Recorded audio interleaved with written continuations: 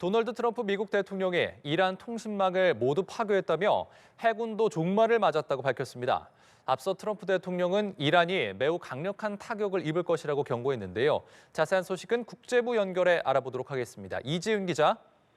네, 국제부입니다. 예, 트럼프 대통령의 경고가 이란 해군과 통신망에 대한 공격이었군요. 네, 트럼프 대통령은 현지 시간 7일 이란의 모든 통신망을 파괴했다고 밝혔습니다. 트럼프 대통령은 이날 중남미 12개국 정상회의에서 작전이 순조롭게 진행되고 있다며 이같이 말했습니다. 그러면서 사흘 만에 42척의 해군 함정을 격침했다며 해군이 종말을 맞았다고 덧붙였습니다. 또 이란 공군도 격파했다며 연신 이번 작전의 성과를 강조했는데요. 지난해 이란 핵시설을 공격하지 않았다면 핵무기를 보유했을 거라며 군사작전의 정당성을 거듭 강조하기도 했습니다. 앞서 트럼프 대통령은 소셜미디어를 통해 이란이 현지 시간 7일 매우 강력한 타격을 입을 거라고 경고했는데요. 그러면서 나쁜 행동 때문에 목표물로 고려되지 않았던 지역이 검토 대상이 됐다고 덧붙였습니다.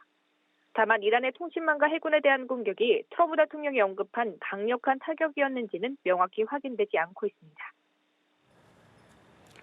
네, 이란의 반격도 이어지고 있는데요. 이란 대통령이 걸프 국가들을 겨냥한 공격을 중단하겠다고 밝힌 후에도 공습이 계속됐다고요?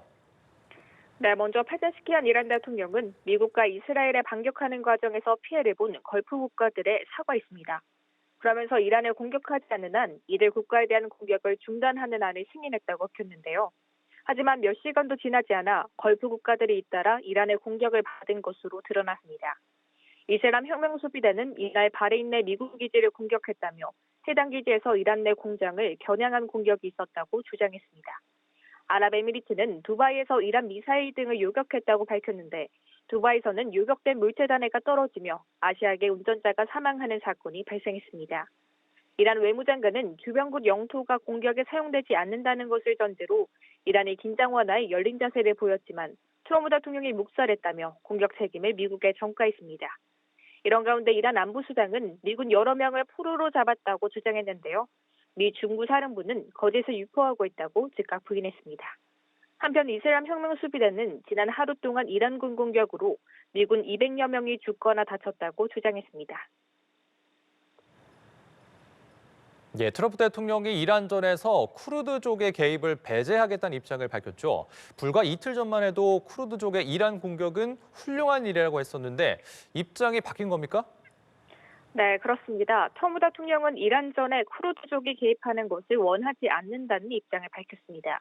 이미 전쟁은 충분히 복잡하다며 쿠르드족이 개입할 의사가 있지만 자신이 개입하지 말라고 말했다고 전했습니다. 앞서 쿠르드족의 이란 공격 가능성을 전적으로 찬성한다는 기존 입장에 변화가 생긴 건데요. 쿠르드족의 개입이 이란과의 충돌을 지역 분쟁으로 확산시킬 수 있다는 우려 속에 전선을 불필요하게 확대하지 않으려는 판단이 작용한 것으로 보입니다. 이란 안보수장은 한 언론 인터뷰에서 대이란 전투 투입설이 도는 쿠르드족을 향해 실수하면 책임을 묻겠다고 전달했다고 말했습니다.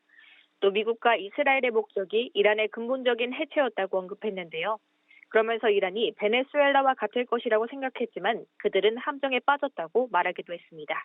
지금까지 국제부에서 연합뉴스TV 이준입니다.